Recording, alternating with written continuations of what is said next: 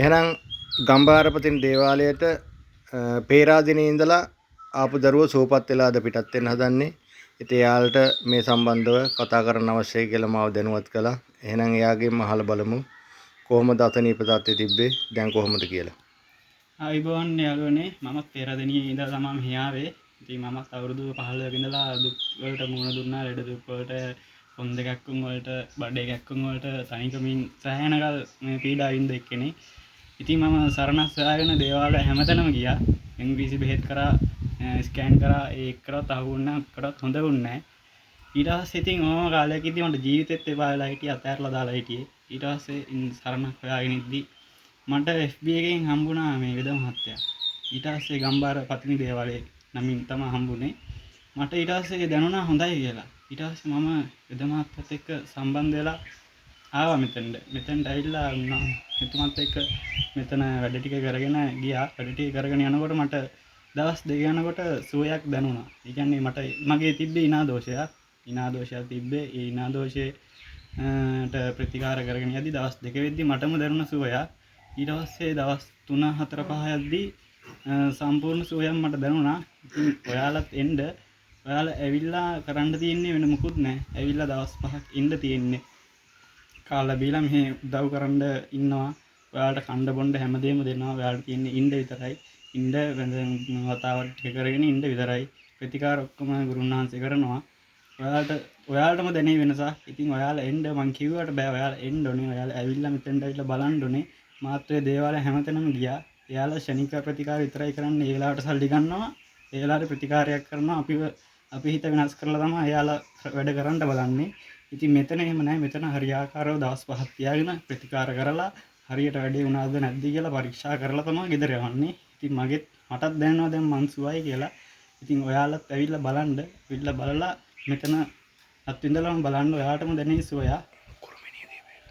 ඉතින් මගේ ඉනාදෝෂේ මට දැක ගන්න හම්බුණා. මම ටොයිලට් යද්දී මගේ ඇත්තටම බඩේ පණු වගේ තිබ්බා, කුරුමින් වගේ ගියා. එතකොට කළු පාට නම්මනම් මේ කෑලි බෑලි ටිකක් ගියා. ඉතින් මටම දැක ගන්න හැකි වුණා මගේ බඩේ තිබෙන්නේ නැති දේවල්ද මේ. මටත් පුදුමයි මගේ බඩේ මේවා තිබ්බද කියලා. දවස් 2-3 ගියා එහෙම. සත්තු ජාතිත් එක්ක ගියේ.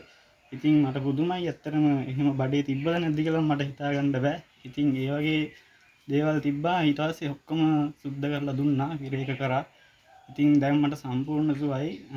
ඉතින් අද මං ගෙදර යන්න බලාගෙන තමයි ඉන්නේ. මාත් එක්ක තව යාළුවෙක් ආවා. එයාගේ මගේ උදව්වට ආවේ. හැබැයි එයා උදව්වට ආවට එයාගේ දෝෂ ටික අනම්මන ටිකක් අහු වුණා. එයාගෙත් අපි පොඩ්ඩක් අහලා බලමු.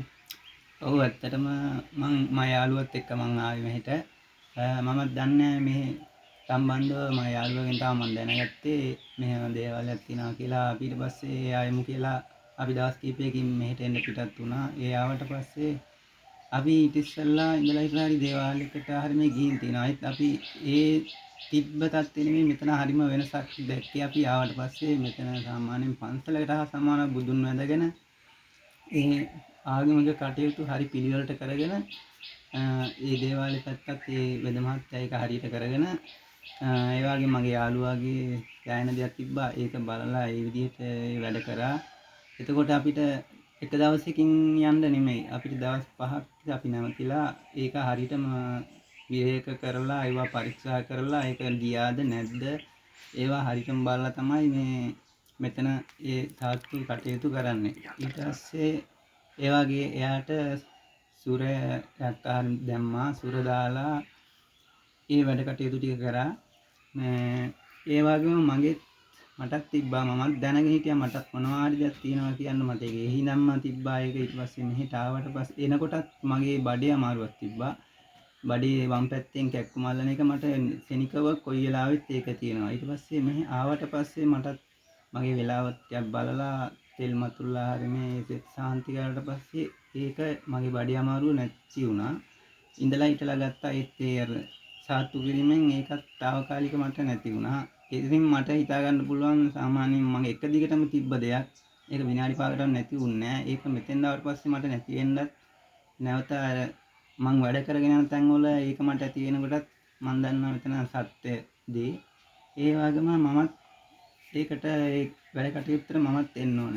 වැඩි කාලයක් කරන්නේ නැතුව මමත් එනවා. ඒ වගේම මෙතන ඒ හරිම දෙයක් වෙන හන්ද තමයි අපිට අපි නැත්නම් අපි නුවර ඉඳන් මෙහෙට ආවේ. ඉච්චර දුරක් අපිට එහෙම ගෙවාගෙන එන්න ඕනේ. අපි හරියට තැනට අපිට අහු වුණා. එහෙනම් අපිට හොඳයි. එතන සෙත් සාන්ති කරනවා.